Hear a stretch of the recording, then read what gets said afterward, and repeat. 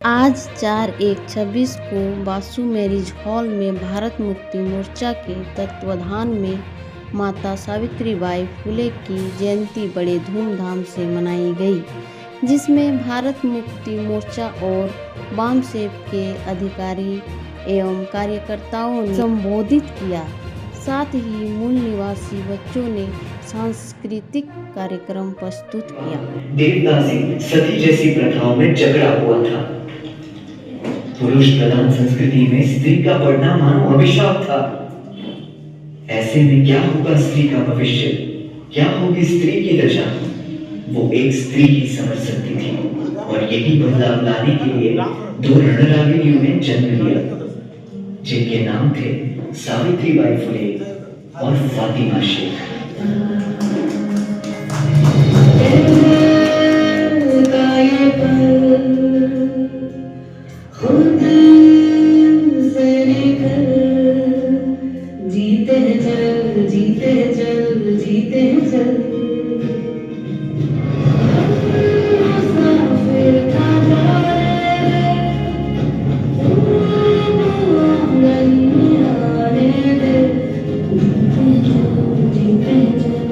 State voice 28 में आप सबों का स्वागत है।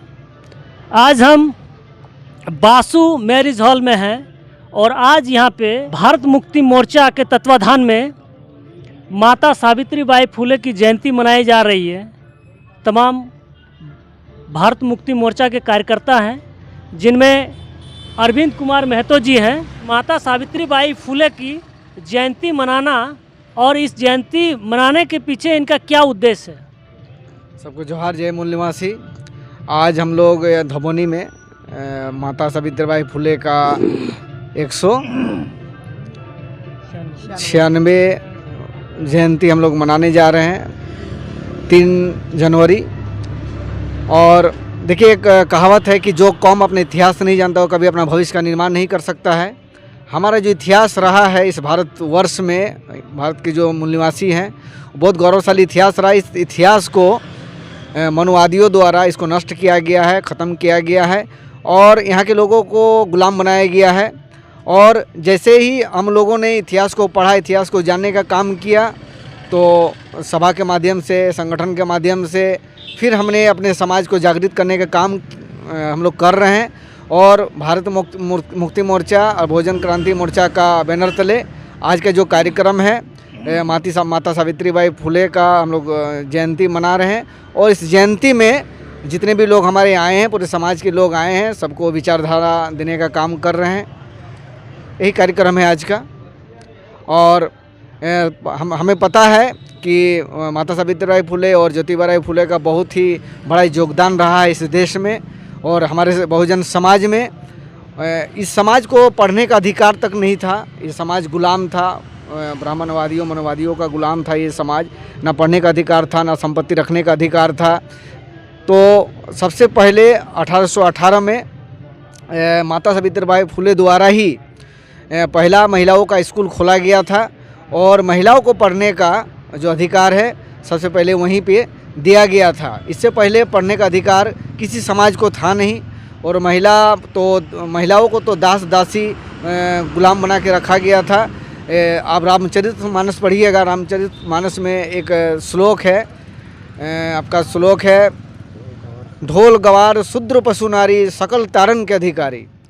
मतलब ढोल गवार माने जिस तरह ढोल को पीटा जाता है, ढोल का काम क्या है? ढोल को पीटना, उससे आवाज़ निकलता है। तो ढोल गवार शूद्र पशु नारी, इस सारे को तारण करना, मतलब इसको पीटते रहना ही उनका विधान में लिखा हुआ था।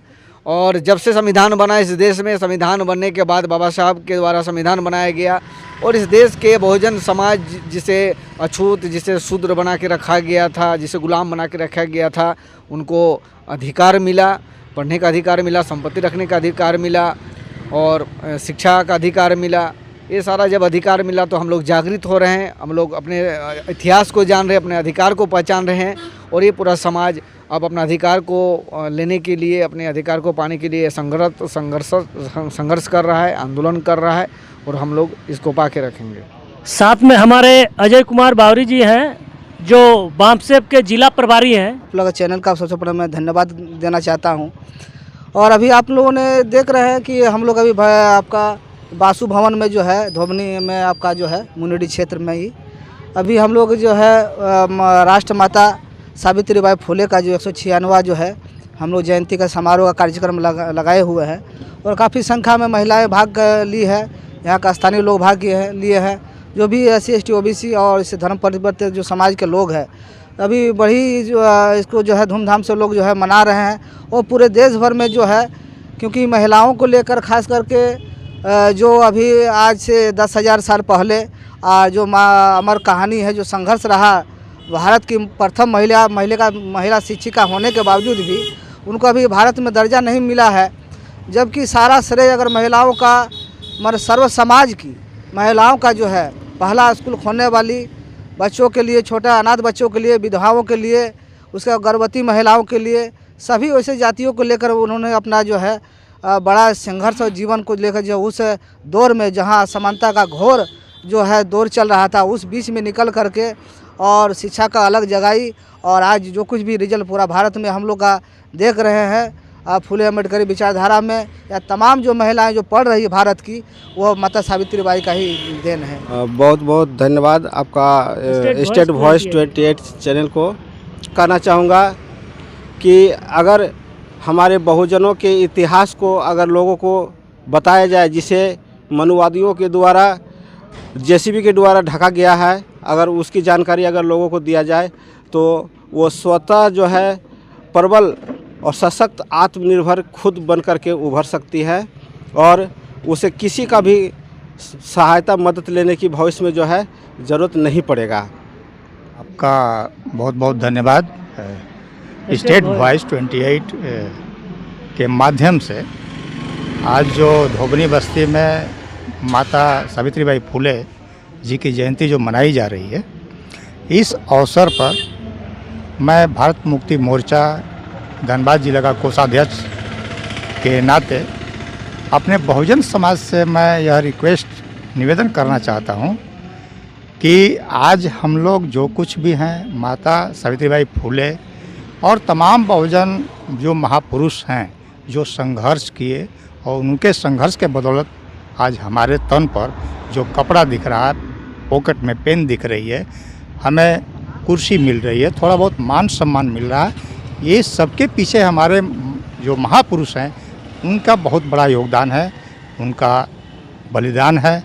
और इस बलिदान के दिवस पर माता सावित्रीबाई फुले के जन्म जयंती पर मैं सभी को धन्यवाद देना चाहता हूं।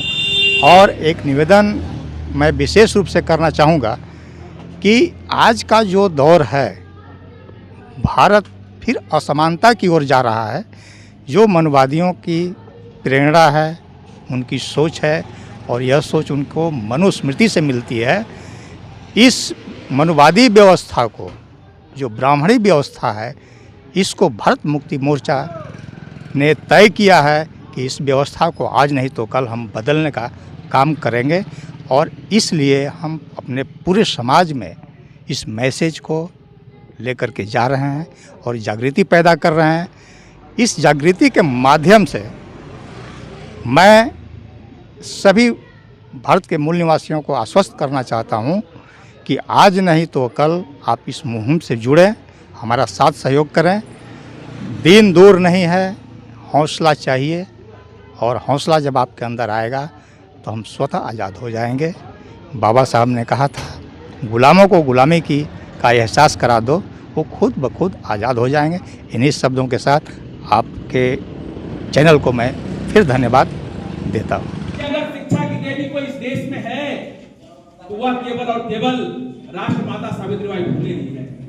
इसलिए भारत की प्रथम महिला शिक्षिका, जब किसी को पढ़ने का अधिकार नहीं था बहुजन समाज में, चाहे वो पुरुष हो चाहे महिलाएं हो, उस समय भारत की प्रथम महिला शिक्षक बनी थी और 18 स्कूल को खोले थी उन्होंने सबों के लिए। ऐसा नहीं था कि वो बैकवर्ड समाज से थी, माली जाति से थी तो केवल माली समाज के लिए, ऐसा नहीं था।